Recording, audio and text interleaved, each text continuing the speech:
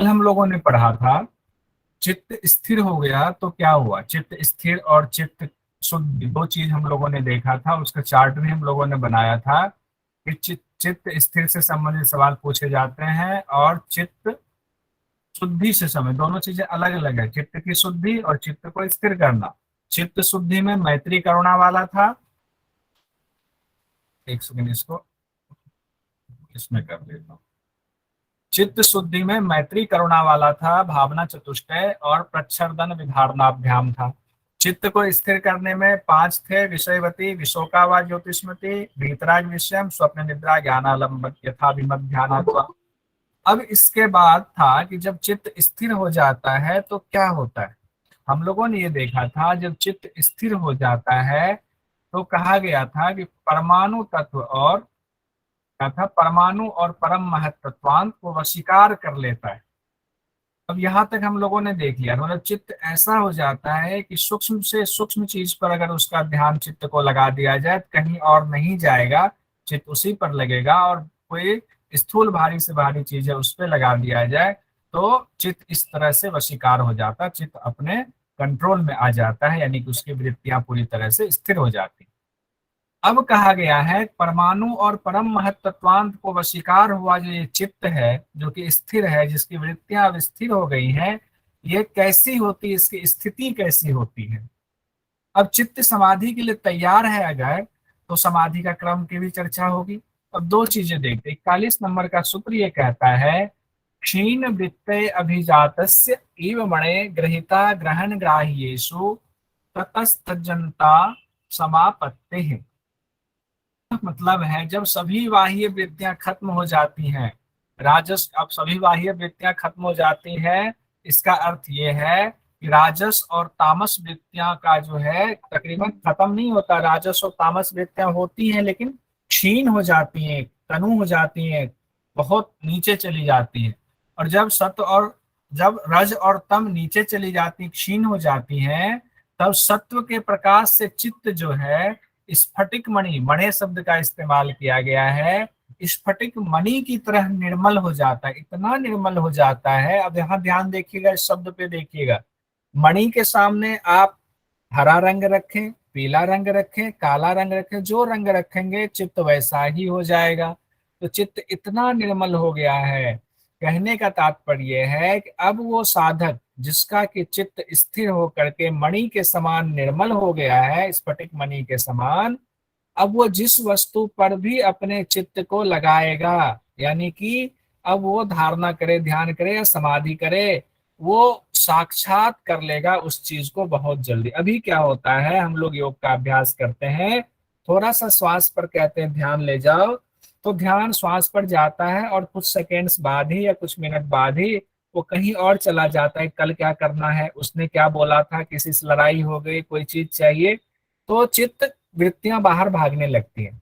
लेकिन जब चित्त स्थिर हो जाता है, जिनका स्फटिक मणि के समान होता है, उनका बाहर कहीं नहीं जाएगा, वो चाहे चित्त को जहां चाहे वहां ठहरा सकता है। तो जहां चाहे से तात्पर्य तीन शब्द का इस्तेमाल किया गया है, ग्रहिता, ग्रहण, ग्राह्येषु। ग्रहिता पुरुष, ग्रहण कौन ग्रहण करेगा, अंतःकरण और इंद्रियां ग्रहण करेगी। क्या ग्रहण करेगी, तो ग्राह्येषु में कहा गया है पंच महाभूत और उसके विषय। पंच महाभूत और उसको, यानी कि कहा गया है चित्त इस तरह से हो जाता है कि उसको चाहे आप स्थूल पर लगाओ, चाहे सूक्ष्म पर लगाओ, चाहे अस्मिता ग्रहिता पर लगाओ, कहीं भी चित्त को लगाओ, वो चित्त उस चीज को साक्षात्कार कर लेगा, उसको बहुत जल्दी उसकी सारी जानकारी मिल जाएगी। सिंपल सिंपल यही है। अब इसको थोड़ा सा और समझते हैं कि स्फटिक मणि के समान स्थिर चित्त कैसा हो जाता है। अभी मान लीजिए कि ये हमारा पूरा जो है, इसमें सारे तत्व हैं, सारे तत्व इन द सेंस कि जो हमारे अंदर तत्व हैं वो सब यहाँ मौजूद है। तो कौन कौन से तत्व हैं, महत तत्व है, बुद्धि है, बुद्धि से अहंकार है, अहंकार से एकादश इंद्रिय और तन्मात्रा का जन्म हुआ, और तन्मात्रा से पंच महाभूत आया। ये हम सब के अंदर है, संतोष जी के अंदर भी है, पुंडरीक जी के अंदर भी है, नीता जी के अंदर भी है, सबके अंदर है। सपोज कि मेरे अंदर भी, सपोज कीजिए मेरी जो वृत्तियां हैं अभी वो चारों तरफ भाग रही हैं, देखिए मैंने जो ये डाल रखा है चारों तरफ, ये रेखा, ये चारों तरफ भाग रही मेरी वृत्ति, उसमें कभी खाने पे जा रही है, कभी गाड़ी पे जा रही है, कभी बंगले पे जा रही है, इधर उधर घूम रही है। लेकिन अब जिनका चित्त स्थिर हो गया है उनका इन चीजों पे नहीं जाएगा। अब उनका चित्त ना गाड़ी पे जाएगा, ना बंगला पे जाएगा, और ना ही जाएगा खाने पीने पर। अब उनका चित्त जहां चाहे अब इन चीजों पर नहीं जाएगा। अब ये चीजें रुक गई हैं, अब ये सारी चीजें रुक गई हैं। अब चित्त उनका पूरी तरह स्थिर हो गया, स्फटिक मणि के समान हो गया। अब वो चाहे जिस पे भी ध्यान लगाए, जिस पे भी समाधि करे, उसको वो साक्षात कर लेगा। यही इस सूत्र का तात्पर्य है। अब आगे हम लोग देखते हैं। अब कहा गया है जब चित्त इस तरह का हो जाता है तो अब चित्त जो है हमारा समाधि के लिए तैयार है। तो समाधि इसमें बताया गया है, संप्रज्ञात समाधि, असंप्रज्ञात समाधि। समाधि दो तरीके का बताया गया है। तो पहले संप्रज्ञात समाधि के भेद देख लेते हैं। उसको यहाँ पर समापत्ति कहा गया है। समापत्ति का, संप्रज्ञात का ही एक नाम समापत्ति है, उसी का पर्यायवाची है, लेकिन इस्तेमाल इस सूत्र में समापत्ति ही किया गया था, तो हम समापत्ति के हिसाब से देखते हैं। लेकिन ये सारे व्याख्याकारों ने अलग अलग व्याख्या जो पुस्तक है की गई है, सब में समापत्ति को संप्रज्ञात कहा गया है, ये ध्यान रखेंगे। अब देखिए, इसको थोड़ा सा सूत्र पर आते हैं, उससे पहले ये चीज समझते हैं जो आपके स्क्रीन पर है। स्थूल विषय पर समाधि और सूक्ष्म विषय पर समाधि। हम लोगों ने संप्रज्ञात के चार भेद पीछे पढ़े हुए थे। क्या क्या था उसमें, कोई बताएंगे? संप्रज्ञात के चार वितर्क विचार, निर्विचार, कौन सा विचार और निर्विचार, ये चारों ही हैं। नहीं, पहले हम लोगों ने पढ़ा हुआ था संप्रज्ञात के चार भेद, पहले वो बताइए। सवितर्क वितर्क पंडित जी आप विचारानंदा स्मितानुगमात संप्रज्ञात है ना। हाँ उमेश जी, बहुत सुंदर। हाँ देखिए, सब लोग याद कीजिए, वितर्क विचार आनंद और अस्मिता वाला जो सूत्र उमेश जी ने पढ़ा, उस सूत्र की बात मैं कर रहा था। वहां बताया, वहां पर मैंने कहा था वितर्क विचार आनंद अस्मिता चार चीजें थी। मैंने कहा था वितर्क में दो है, सवितर्क निर्वितर्क, विचार में दो है, सविचार निर्विचार, उसके बाद आनंद और अस्मिता। इस तरह से कुल कितने, छह हो गए। वो तो गए कुल छह। अब देखिए यहाँ पर छह और यहाँ पर चार का क्या फर्क है, ये कंफ्यूजन होती है। इस कंफ्यूजन को अभी दूर कर लेते हैं हम लोग। यहाँ पर कहा गया है, अब समापत्ति संप्रज्ञात के भेद में कहा गया है सवितर्क निर्वितर्क सविचार निर्विचार, ये चार भेद बताए गए हैं समापत्ति के।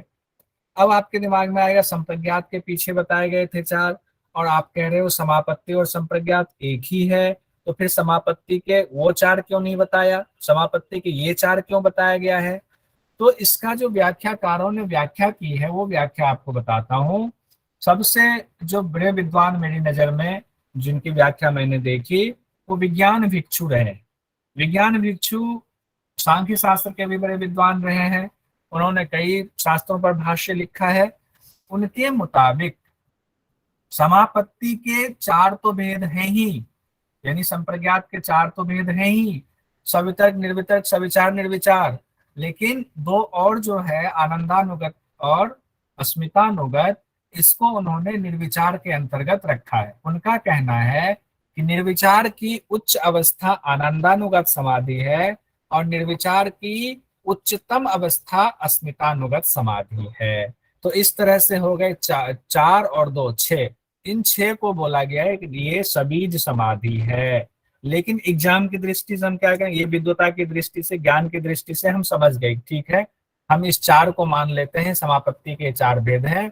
बाकी आनंदानुगत अस्मितानुगत जो है उसको दो और निर्विचार के ही दो भेद मान लेते हैं कि निर्विचार का एक स्टेप ऊपर और सबसे उच्च स्टेप स्मितानुगत हुआ। लेकिन एग्जाम की दृष्टि से, क्योंकि हमें एग्जाम को भी ध्यान में रखना है, अगर उसमें समापत्ति के भेद आए तो समापत्ति के ये चार ही रखेंगे, सवितर्क निर्वितर्क सविचार निर्विचार।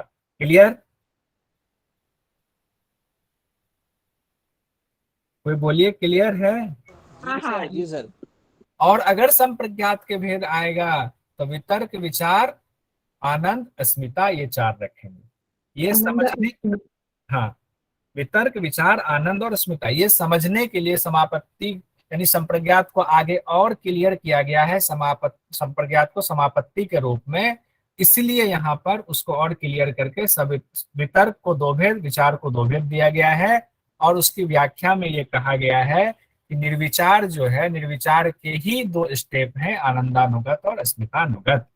तो हम लोगों ने ये देखा था, सवितर्क और निर्वितर्क जो है स्थूल विषय पर समाधि हम लोगों ने पहले भी देखा था, और सूक्ष्म विषय पर समाधि किसमें लगाते हैं, सविचार निर्विचार। स्थूल में क्या आता है आपके, पंच महाभूत वाला आ जाएगा।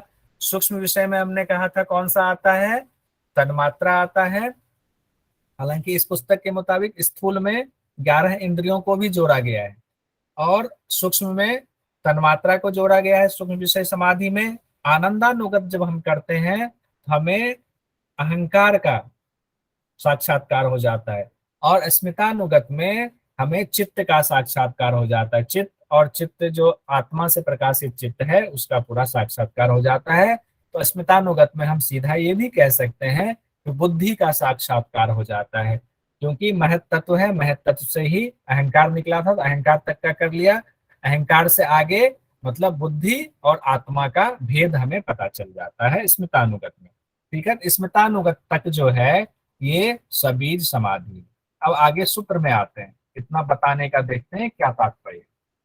42 नंबर के सूत्र में कहा गया है, तत्र शब्द अर्थ ज्ञान विकल्प संकीर्णा सवितर्का समापत्ति। अब जो वितर्क विचार वाला है, वितर्क के दो भेद, विचार के दो भेद, तो वितर्क क्या होता है, विचार, सवितर्क क्या होता है, और निर्वितर्क क्या होता है, और सविचार क्या है, निर्विचार क्या है, उसके भी अर्थ देख लेते हैं। हम लोगों ने ये पढ़ा कि सवितर्क समाधि यानी वितर्क समाधि स्थूल विषय पर किया जाता है। हम स्थूल से सूक्ष्म की तरफ बढ़ते हैं, क्योंकि अंतिम जो हमारा जो प्रकृति से निकला हुआ है वो है पंचमहाभूत, और पंचमहाभूत कहाँ मिलेगा, तन्मात्रा में, और तन्मात्रा और एकादश इंद्रियां कहाँ मिलेंगी, वो अहंकार में, अहंकार अपने बुद्धि में, और बुद्धि जो है वहां से फिर वो प्रकृति में लीन हो जाता है। अब यहाँ कहा गया है कि हम जो स्थूल विषय पर समाधि लगाएंगे तो हमारे सामने सपोज कीजिए सबसे पहले शब्द आएगा, शब्द के बाद उसका अर्थ हम जानेंगे, फिर अर्थ जानेंगे तो उसका ज्ञान होगा हमें। जैसे कि आपके सामने एक शब्द आपको रख दिया हमने, हमने कहा पंकज शब्द है।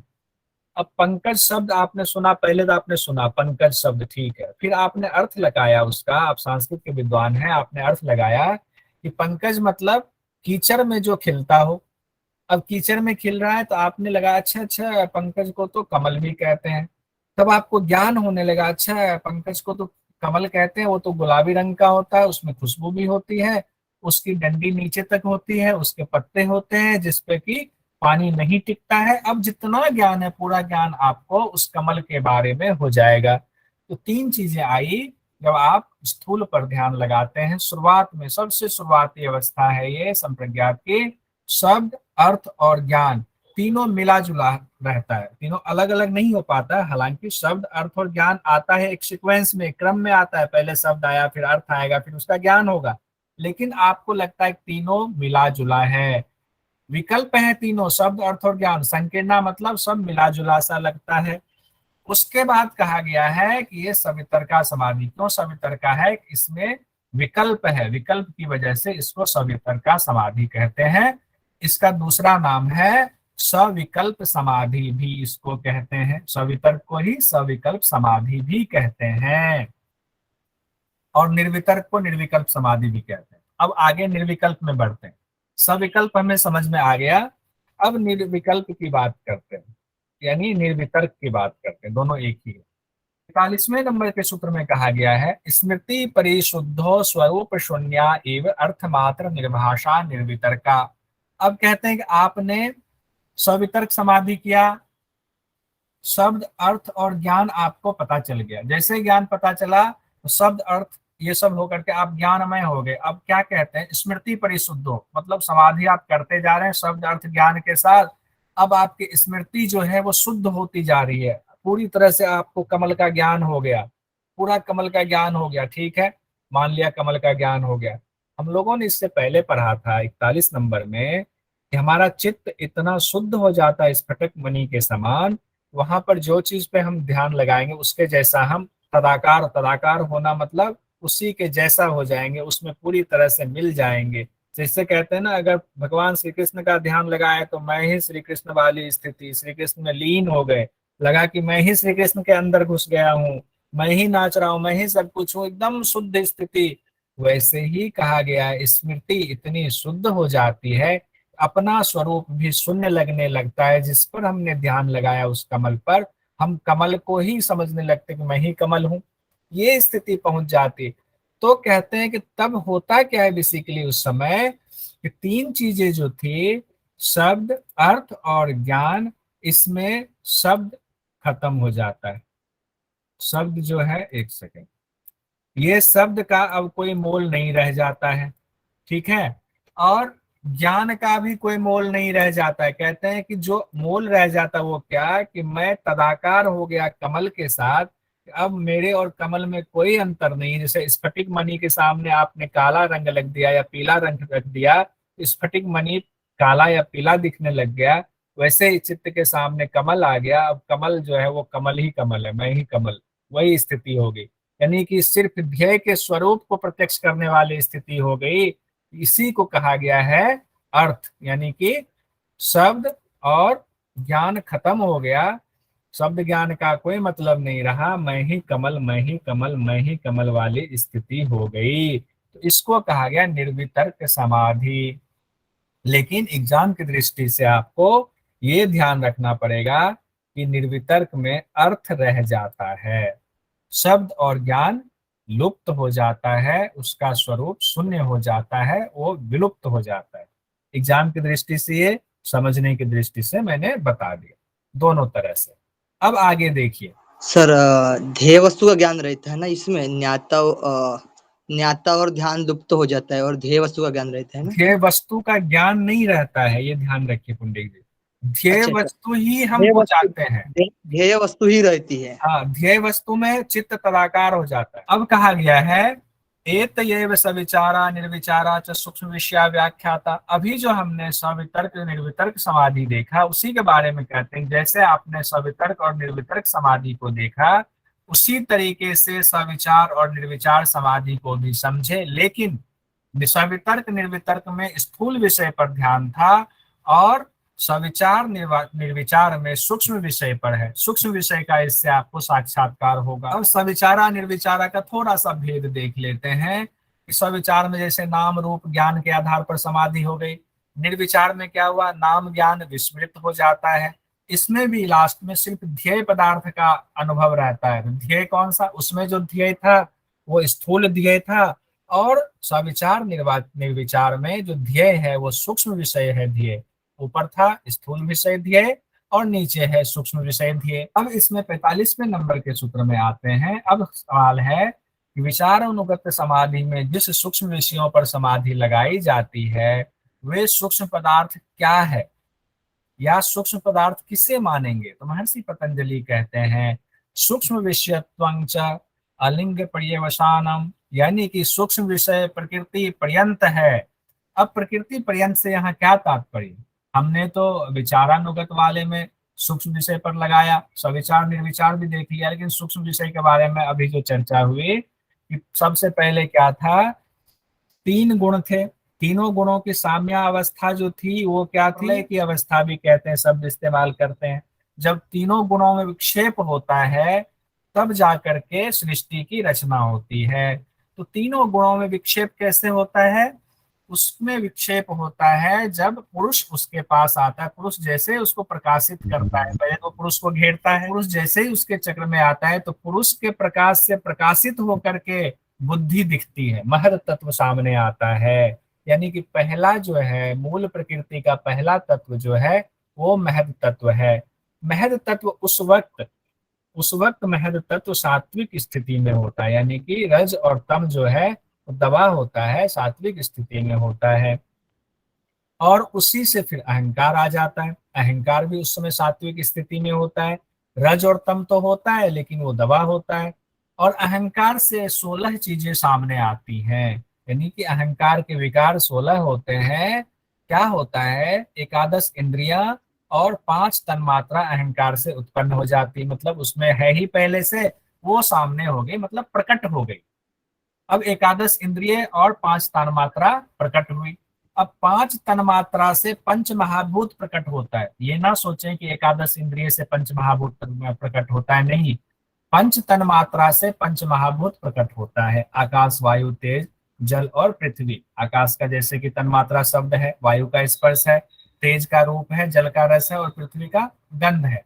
ये उत्पन्न होगी। अब इसमें सूत्र में कहा जा रहा है सूक्ष्म विषय प्रकृति पर्यंत है। कैसे? नीचे से ऊपर की तरफ, स्थूल से सूक्ष्म की तरफ बढ़ते जाएं। यानी पंच महाभूत, उससे तन्मात्रा वगैरह आ गया, तन्मात्रा और एकादश इंद्रिय आ गए, उससे अहंकार, अहंकार से महत्तत्व, महत्तत्व से कारण प्रकृति तो है। कारण प्रकृति का साक्षात्कार किसी को नहीं हो सकता है। महत्तत्व तक सतरज गुण, सतरज और तम गुण का आपने साम्यावस्था कर दिया तो उसके बाद कारण प्रकृति का कोई प्रयोजन साक्षात्कार करने का बचता नहीं। तो अब इसमें सबसे पहले जो लगाया जाता है, समाधि लगाई जाती है, वो लगाई जाएगी पंच महाभूत यानी कि स्थूल विषय पर। तो पंच महाभूत पर कौन सी समाधि लगाई जाएगी? कौन सी 2 समाधि की चर्चा अभी हुई थी? सवितर्क और निर्वितर्क। हाँ, सविकल्प और निर्वितर्क। और निर्वितर्क की। उसके बाद जो आता है पंच तन्मात्रा और उधर आपके एकादश इंद्रिय। तो हालांकि कई जगहों पर इसकी व्याख्या में कहा गया है कि चूंकि एकादश इंद्रिय और पंच महाभूत ये दोनों चीजें सिर्फ और सिर्फ विकार हैं, ये किसी की उत्पत्ति नहीं करते हैं, तो कई जगहों पर इनको स्थूल बोला गया है और पंच तन्मात्रा को सूक्ष्म बोला गया है। कई जगहों पर कहा गया है कि सूक्ष्म में ये 11 + 5 ये 16 के 16 सूक्ष्म में आएंगे। तो खैर हम उस वाद विवाद में नहीं जाएंगे, हम सिर्फ इतना जाने कि सवितर्क निर्वितर्क में स्थूल विषय पर हम लगाते हैं समाधि और सविचार निर्विचार में हमारा आता है सूक्ष्म विषय पर। और उसी का निर्विचार का जो अगला स्टेप होता है आनंदानुगत समाधि होती है, वो अहंकार तक पहुंचता है और स्मृतानुगत समाधि महत तत्व तक पहुंचता है। यहाँ तक क्लियर है? साफ शब्दों में, आसान शब्द। जी जी सर। ठीक सर वो जब आनंदानुगत रहती तब हम कहाँ तक पहुंचते हैं? तब हम अहंकार के पास होते हैं। और जब अस्मिता होगी तो फिर और उसके ऊपर पहुंच जाएंगे अपन महतत्व तक। महत्त्व के पास अस्मिता में क्या होता है, हमें चित्त का ज्ञान हो जाता है। ठीक है, हाँ हमें जी। पता चल जाता है कि मैं चित्त हूँ। स्मिता मतलब कि आपको पता चलता है कि चित्त की ये स्थिति है और यहाँ आत्मा से प्रकाशित चित्त है। ठीक है, उस अच्छा, स्थिति तक पुरुष आप। और प्रकृति, जी मतलब प्रकृति और पुरुष का भेद समझ में आने लगेगा हाँ, क्या? फिर समझ में आने लगता है, हमें जो है वो समझ में आने लगता है। हाँ अच्छा है, यहाँ पर जो है मैं मतलब चित्त और आत्मा, चित्त और आत्मा, आत्मा से प्रकाशित चित्त, ये वहां पता चलने अच्छा। लग जाता है। अच्छा, ठीक है। आत्मा से प्रकाशित चित्त पता चलेगा। हाँ, यस यस। हाँ, मतलब जैसे प्रकृति का क्रम अपन डराइव करते ऊपर से नीचे के महतत्व, फिर अहंकार, फिर ऐसे उसका रिवर्स डायरेक्शन में ऊपर जाना है अपन को। बिल्कुल रिवर्स डायरेक्शन। नीचे से, आनंद नीचे से श्रीवास्तव जी कुछ पूछ स्थूल रहे हैं। से फिर। सर महतत्व माने वो चित्त ही कहलाया सर, बुद्धि जो आप बोल रहे हाँ, हैं वही चित्त ही कहलाया महत्व, बिल्कुल सही। चित्त ही कहलाया ना सर बुद्धि। हाँ हाँ, क्योंकि देखिए जैसे कई बार हम लोग ये मानते हैं ना चित्त में मन बुद्धि और अहंकार को चित्त बोला जाता है, लेकिन इसमें पातंजल योग सूत्र में बेसिकली बुद्धि को ही चित्त बोला गया है। एव सबीज समाधि, अब कहा गया है कि ये जितने हैं सभी सबीज समाधि में हैं, यानी ऊपर के समाधि के जितने भेद बताए गए हैं सब के सब सबीज समाधि। क्यों सबीज समाधि है? क्योंकि सब में हमने कुछ न कुछ विषय लिया हुआ है, ध्येय वस्तु लिया हुआ है, इसीलिए उनको सबीज समाधि कहा गया है। अब यहाँ पर सबीज में 4 चीजें कई जगह व्याख्या में कही गई है, सवितर्क निर्वितर्क सविचार निर्विचार। लेकिन इसमें कई जैसे विज्ञान भिक्षु जी ने अपनी व्याख्या में कहा है कि 4 नहीं 6 को मानिए सबीज समाधि, क्योंकि उनका कहना है कि निर्विचार की ही अगली अवस्था आनंदानुगत और स्मितानुगत है। निर्विचार की उच्च अवस्था आनंदानुगत और स्मितानुगत जो है उच्चतम अवस्था है। तो 4 तो ये हो गए, 2 इसको भी जोड़ लीजिए, ये 6 के 6 सबीज समाधि माने जाएंगे। ठीक है, ये मैंने इसमें लिख भी दिया हुआ है विज्ञान भिक्षु की व्याख्या के मुताबिक। अब हम लोग आगे पढ़ते हैं, 47 नंबर पर आते हैं। निर्विचार वैशारद्य अध्यात्म प्रसाद। अब कहते हैं कि निर्विचार समाधि से चित्त इतना निर्मल हो जाता है, परिपक्व हो जाता है कि साधक को आध्यात्म प्रसाद प्राप्त होता है। यहाँ कंफ्यूजन हो गया आध्यात्म प्रसाद और उधर ऋतंभरा प्रज्ञा में, इसको बड़ा ध्यान से सुनिएगा। आध्यात्म प्रसाद का अर्थ से जानने से पहले वैसारध्य का अर्थ हम समझते हैं। वैसारध्य का अर्थ होता है जब शुद्धता लगातार बनी रहे तो उसे वैसारध्य कहते हैं। यानी कि गंगा का प्रवाह आया रुका गया नहीं, जब प्रवाह एक रूप से चलता रहे तो उसको वैसारध्य कहते हैं। कौन सा प्रवाह? तो कहते हैं कि जब बुद्धि में आपके रज और तम की स्थिति बिल्कुल क्षीण हो जाती है, सात्विकता बहती रहती है, सात्विकता का भी अपना प्रकाश होता है और आत्मा के प्रकाश से प्रकाशित तो है ही, तो आपको वहां रज और तम जो कि अंधकार और चंचलता है वो चीजें नहीं होने की वजह से आपको आपकी बुद्धि शुद्ध बुद्धि वहां बननी शुरू हो जाती है। यानी आध्यात्म प्रसाद का अर्थ अगर देखें तो बुद्धि में प्रसन्नता और निर्मलता आ जाती। प्रसाद मतलब निर्मलता, निर्मल हो जाती है बुद्धि आपकी। अब इसको और व्याख्या में देखें, यानी जब बुद्धि में रज और तम क्षीण हो जाता है तब सत्व गुण एक प्रवाह में बहने लगता है। इससे योगी को प्रकृति पर्यंत सभी पदार्थों का एक ही काल में साक्षात्कार हो जाता है। इस साक्षात्कार की स्थिति को आध्यात्म प्रसाद कहते हैं। इसको एक और व्याख्या से समझे कि आप चढ़ना शुरू किया, आपने एक पहाड़ की चोटी पर, पहाड़ पे आपको चढ़ना है। अब आप शुरुआत में जब चढ़ते गए सोचोगे आप समाधि के शुरुआती स्टेप में हो और पहाड़ की चोटी पे आप चढ़ गए, तो पहाड़ की चोटी पे जब आप चढ़ गए तो वहां से आप सारी चीजों को एक साथ देख सकते हो। यानी कि प्रकृति के सभी चीजों का एक साथ आपको साक्षात्कार, सारे लोग नजर आएंगे, सारे गाय भैंस जितनी चीजें हैं सब आपको नजर आएंगी। और इस स्थिति को कहते हैं आध्यात्म प्रसाद। लेकिन जो नीचे है उसको सब कुछ नजर नहीं आएगा, उसको 1 किलोमीटर बाद वाली चीजें नजर नहीं आएंगी, लेकिन जो ऊपर है उसको सब कुछ नजर आएगा। ये आध्यात्म प्रसाद है। अब आध्यात्म प्रसाद की स्थिति का ही नाम दिया गया है। अध्यात्म प्रसाद एक स्थिति है, एक स्टेज है जहां तक आप पहुंचे हैं। कहते हैं अध्यात्म प्रसाद एक लाभ की स्थिति है। लाभ प्राप्त हुआ आपको, मान लिया जाए कि आपने जो अभ्यास किया उस लाभ प्राप्त होने पर जो बुद्धि की स्थिति हुई उस बुद्धि को ऋतंभरा प्रज्ञा का नाम दिया गया। यानी आध्यात्म प्रसाद एक स्टेज हुआ, उस स्टेज का नाम दिया गया ऋतंभरा प्रज्ञा। ऋतंभरा का क्या अर्थ होता है? ऋतंभरा मतलब होता है सत्य को धारण करने वाली बुद्धि। ऋत मतलब सत्य होता है, अंबरा मतलब होता है बुद्धि, मतलब धारण करने वाली बुद्धि।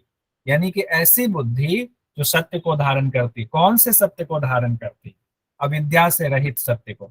यानी कि अब अविद्या वहां पर है ही नहीं, अविद्या खत्म हो गई है। कौन सी अविद्या? आगे हम लोग पढ़ेंगे, और जिन्होंने पहले पढ़ा हुआ पातंजलि योग सूत्र उनको पता होगा। अविद्या होता है, कहते हैं अविद्या की वजह से ही प्रकृति और पुरुष का मिलन हुआ है। इनके मिलन का जो गठजोड़ है अविद्या है।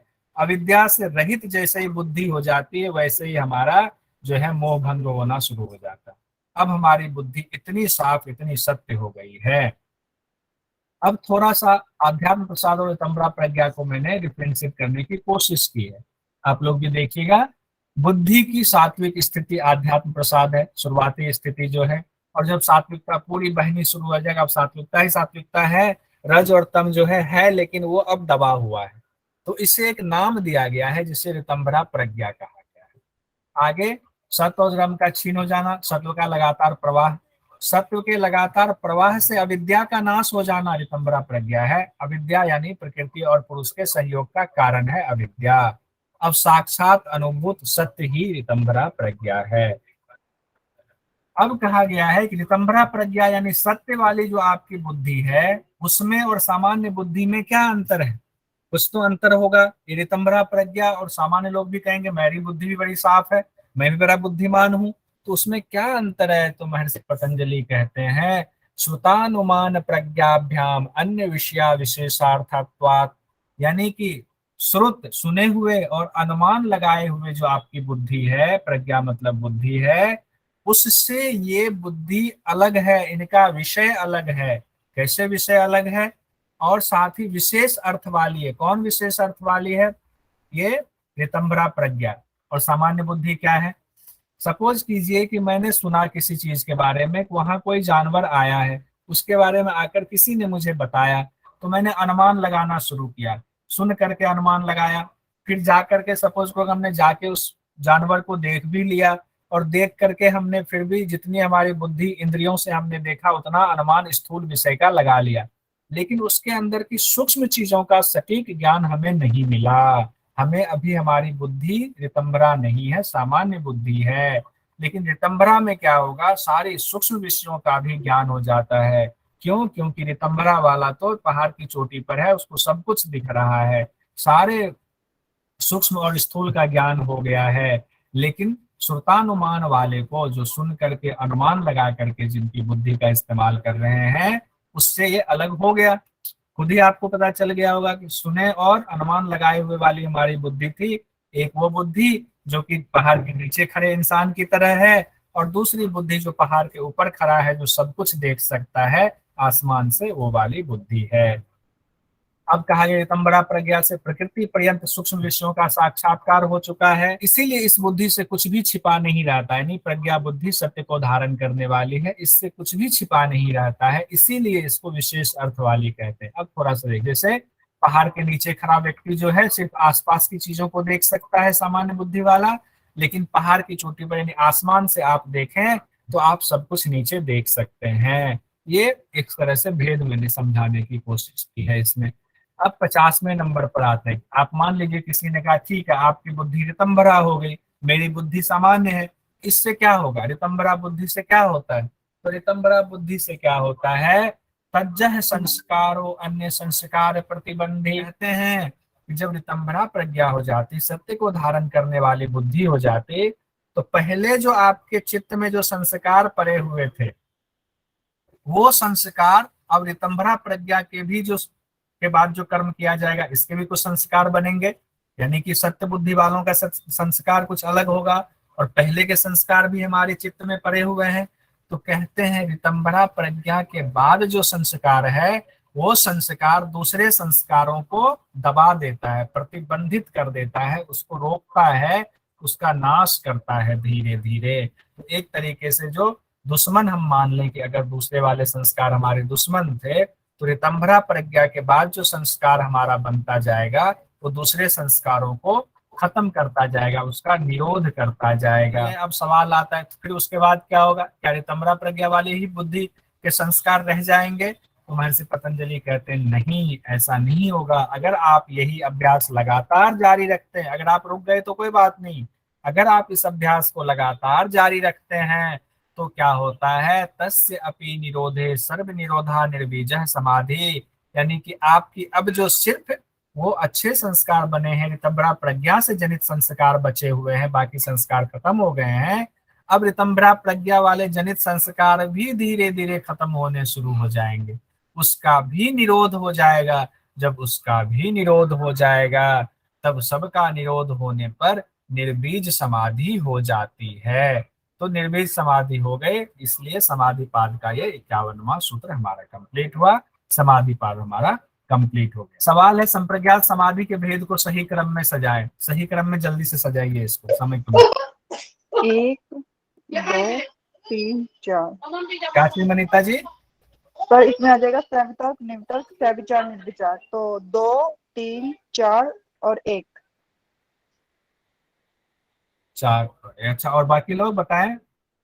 2 3 सवितर्क, 4 निर्वितर्क, सविचार, निर्विचार। 2 3 4 1 कुंडी जी, नीतू सर 2 3 4 1। BCAD बंटी जी, BCAD BCDA। तो ये आपका हो गया। देखिए ये एग्जाम में कई बार आ चुका है, इसीलिए जरा इसको ध्यान से बिल्कुल याद कर जाइए सूत्र को, या इसको पूरा वितर्क विचार अनुस्मिता याद करेंगे तो अपने आप याद हो जाएगा। कुल विषय पर समाधि के भेद कौन से हैं बताइए, संदीप जी बताइए। मनीता जी?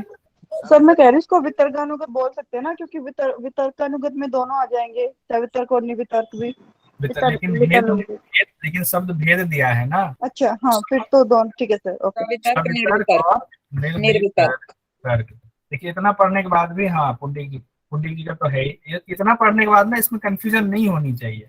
कंफ्यूजन है इसका मतलब हमने पढ़ाई में कहीं ना कहीं ध्यान कहीं और चला गया।